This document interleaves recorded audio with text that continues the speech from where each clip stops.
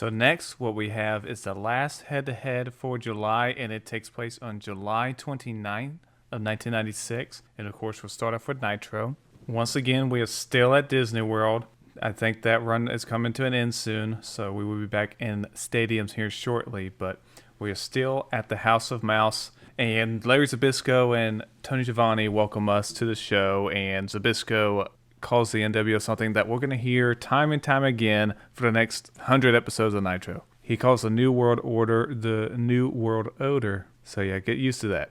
But then they present us some footage that was shown on WCW Saturday Night that showed the Outsiders with like a camcorder recording Sting and Lex Luger approaching their car to leave the show. And Luger gets called back inside by somebody, so Sting is all alone. So the Outsiders then attack Sting. The Outsiders beat Sting up and slam the trunk of the car down on him and just rough him up, and just shows how they never want to fight a fair fight. They always want to have the numbers advantage. So good stuff here. Really makes you want to see Sting and Luger and the rest of WCW go ahead and give the NWO their comeuppance. But for the first match for Nitro, we have Mike Enos versus Hacksaw Jim Duggan. We see that Rob Parker does not come out with Mike Enos. They have been having issues with Rob Parker, which makes sense because a few weeks ago, Rob Parker kind of betrayed them to join up with Harlem Heat. For the match, not going to waste anyone's time. This match that I did not particularly care about. Not much story going on with Enos or Hacksaw Jim Duggan at this time. Another thing that they do show during this match is in the front row of the crowd, there are 4 empty seats, and the announcers hypothesize that this could be the NWO's seats, and they wonder who is the 4th seat for. So we're getting ready to see who's going to be the 4th man for NWO, who's the 5th man, and so on.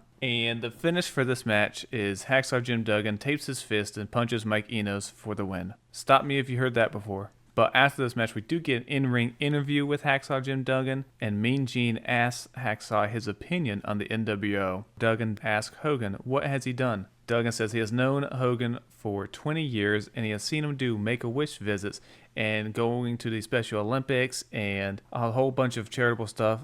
Hacksaw says he knows what is in Hogan's heart, and he asks Hogan why has he turned his back on everything he used to love and everyone that loved him. Duggan continues on telling us that Hogan has held both of his children, and one of his kids' first words were Hulkster. Not sure if I believe that story there, Hacksaw, but okay, we'll go with it. Duggan calls Hogan a great technical wrestler. Again, are you sure about that, Hacksaw?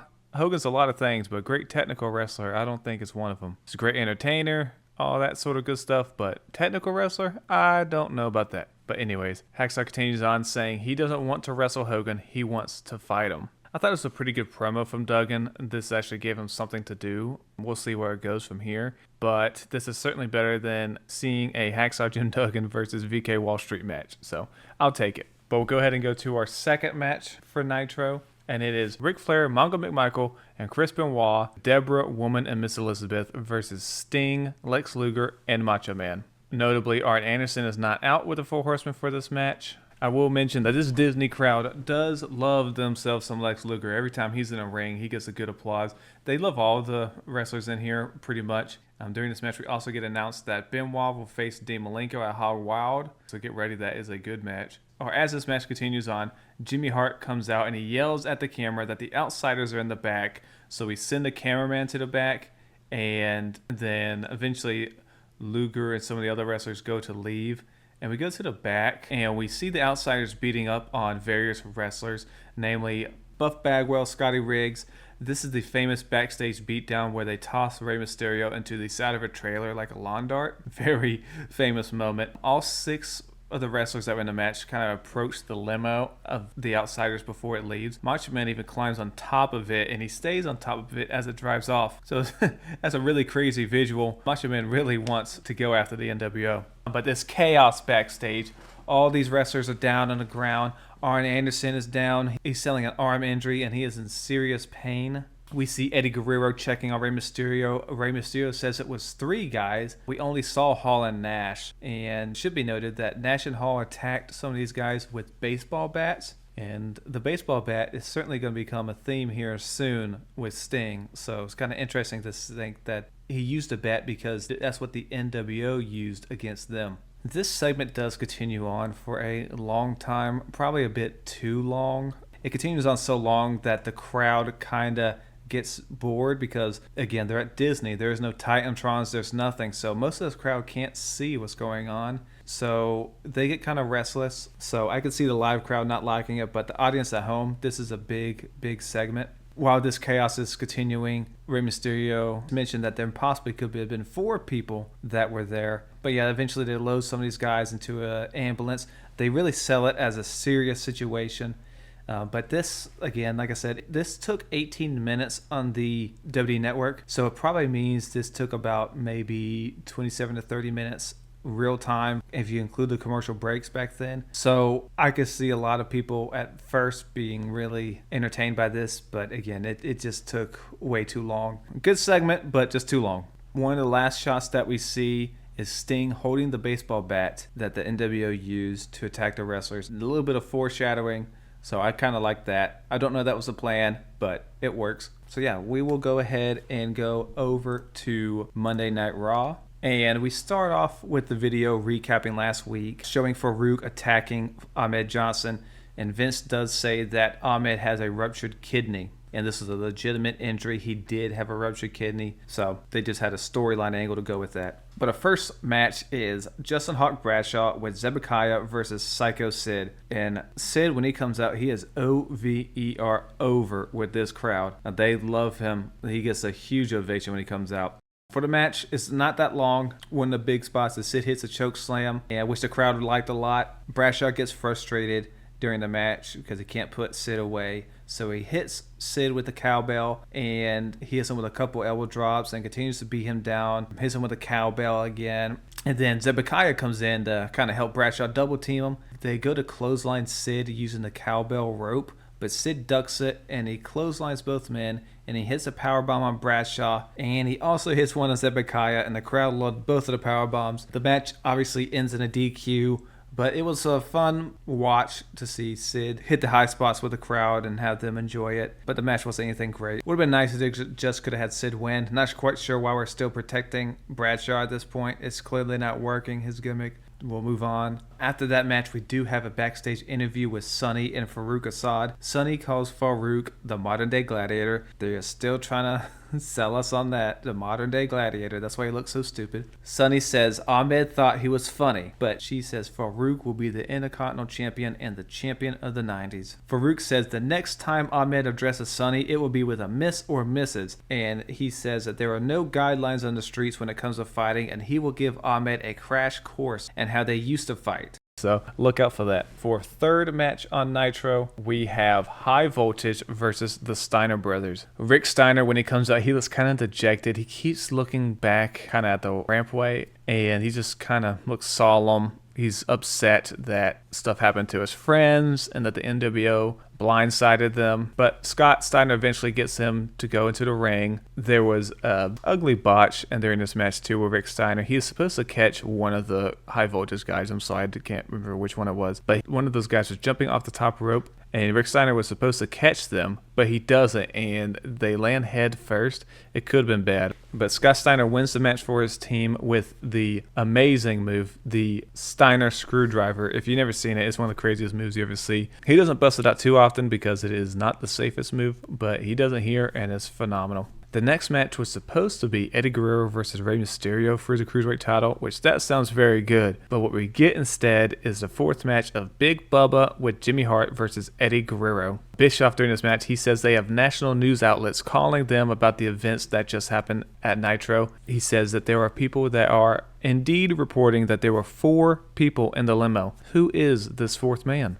To continue the match, Eddie Guerrero goes for a crossbody, but Bubba catches him for a power slam. Looked pretty crisp. Eventually, Eddie hits a mid-rope tornado DDT to turn the match in his favor. Jimmy Hart jumps on the apron to distract the ref, throws his megaphone into the ring, but Bubba doesn't catch it, and Eddie pins Bubba as he is fumbling around for the megaphone. And then after the match, Bubba and Jimmy Hart are arguing. Doesn't tease anything imminent. I thought it was going to tease a future breakup, but it doesn't appear so. After this match, we get our first. The following announcement has been paid for by the NWO video. All of these videos I like. They're the black and white videos. It's our first time hearing the NWO music as well, so that's pretty cool. And during this video, we see Hogan, and he says it's a tough job, but someone has to do it. Nash says, people wonder who is going to be next, and he says, don't call them, they'll call you. Hall says, if anyone has a problem with it, they can fight them, and he asks if the WCW is going to fight them or are they just going to stand around and take it. Hall says everyone wants to know who the fourth man is, and he says it could be anybody. Nash says he finds it so ironic that the WCW is so weak and that they have to cry out to the Giant as their last hope to survive the NWO. He says the NWO will establish itself as the best organization in wrestling, and then Hogan ends it with telling us that the Giant will crumble and fall on his face. These are really good videos. This is some of the good NWO stuff. But yeah, just something that was different than what was the norm at the time. So we'll go over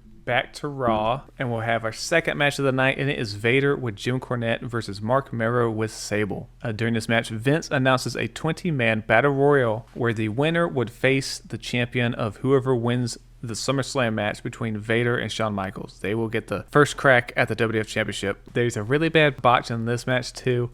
Mark Mero goes for his top rope finisher, the one where he jumps over them for a pin. He overshoots it, and we see Vader had to take a step back so Mero can grab his legs. It looked really, really bad. The finish, though, looked pretty crisp.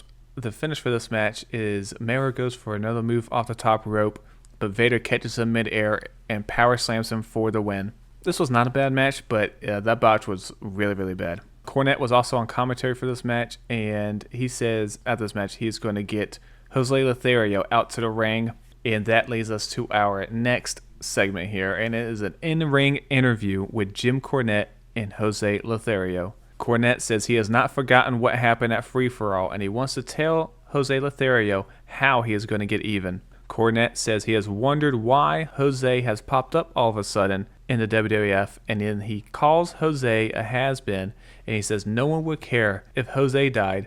Cornette tells Jose that Vader would beat Shawn Michaels at SummerSlam, and Jose will go back to being irrelevant.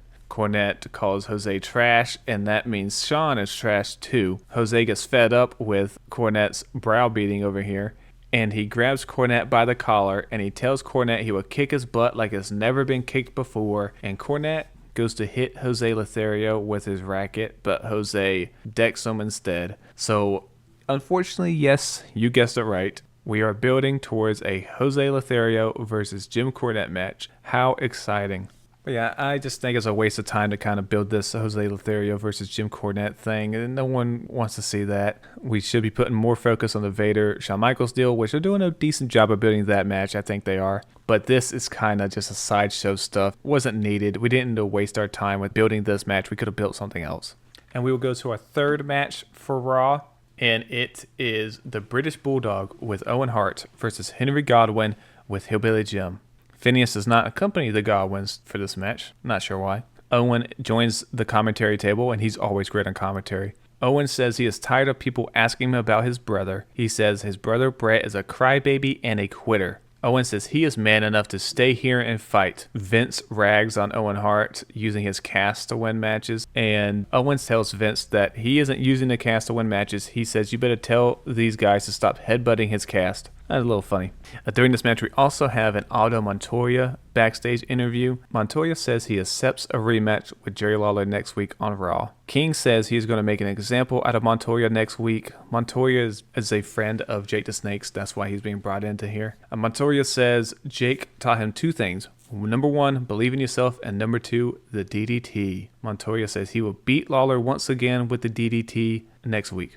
Does anyone care about Aldo Montoya, really? Or a match with him and Jerry the King Lawler? That's two matches we're building to. Luckily, both don't take place on SummerSlam. But still, two matches that we're just wasting time with. No one cares. But for the British Bulldog and Henry Godwinn match, it's a fairly long match that was back and forth. And I thought it was a pretty decent match. Also on commentary, Owen says that Stone Cold Steve Austin is a better wrestler than Brett. So we're starting to get the seeds planted for this feud. But for the finish, Henry Godwinn goes for the slop drop, but Owen gets up and he picks up the slop bucket and he dumps it on the ground, and this distracts Henry Godwinn. He doesn't like that disrespect. You don't do that to the slop bucket. So during this distraction, Bulldog get Henry Godwin with the running power slam for the win. And then after this match, we do see a video showing Mark Henry setting a record in powerlifting. And then they also show us Mark Henry slamming Jerry the King Lawler back in March. So we're just getting ready for Mark Henry to be a wrestler on WWF television. But now we are on to the main events. Nitro doesn't have as many matches tonight because of that very long segment from the NWO. So the main event for Nitro is Greg the Hammer Valentine versus the Giant. Yeah, you heard me. Greg Valentine in the main event of a Nitro episode. Super quick match. Valentine goes to the mid rope to attack the Giant, but the Giant grabs him by the throat and chokeslams him. The Giant gets up and chokeslams Valentine again for the win. Quick match. Giant talks to the camera and he tells Hogan to pay attention and watch real close. After that, we do end with an in-ring interview with the Giant and Jimmy Hart. The Giant mimics a Hogan promo before stopping. The Giant says Hogan told America what they wanted to hear and believe, and Hogan didn't even believe in that stuff himself. He says Hogan started the NWO because Hogan knows he couldn't be the big fish in WCW. And Jimmy Hart ends with promising Hulk Hogan that at Hog Wild they would take him out. We'll see about that, Jimmy. For Raw, we have the main event of Stone Cold Steve Austin versus The Undertaker with Paul Bearer. Stone Cold comes out wearing a vest. This is the first time that I can recall he wore one. We still don't have his classic glass break music, and he's wearing the trunks that have the white design on the back, so not the best look, but he's getting closer. We're piecing it all together slowly but surely. Before the match, we do get a pre-recorded video of Mankind. He is in the boiler room with Goldust, and Goldust is stroking Mankind's hair, and Mankind is holding Goldust's wig. Mankind says that the dead man is a bad man, but he could tolerate what Undertaker was trying to do to him, but not what he was trying to do to Mommy. Mankind says Mommy doesn't want you to hurt her anymore, and what Mommy wants, Mommy gets. Mankind says he can't control his mind anymore, and he is getting very angry, and the dead man will find out that destruction can be beautiful. The WF is showing how crazy both Mankind and Goldust are. Mankind was great here, but it's just a weird thing they're doing with Goldust and Mankind. It's kind of weird to see them kind of associate together. This doesn't last long, and there's really no explanation for it, really. Yeah, not sure if I like it, but after the commercial break, we go back to the match, and then we also cut to backstage, and we see Mankind leaving the boiler room. Wonder where he's going. But the match continues on, and late in the match, we see Undertaker hit a top rope chokeslam on Stone Cold, and then he goes for the tombstone. But before he can win the match, he sees Mankind coming out to the ring. So Undertaker leaves the ring, and he and Mankind brawl all the way to the back, and Stone Cold wins by countout. But don't worry, Raw's not over just yet. Undertaker comes back into the ring, and he tombstones Stone Cold for real this time. And then we have an interview with The Undertaker.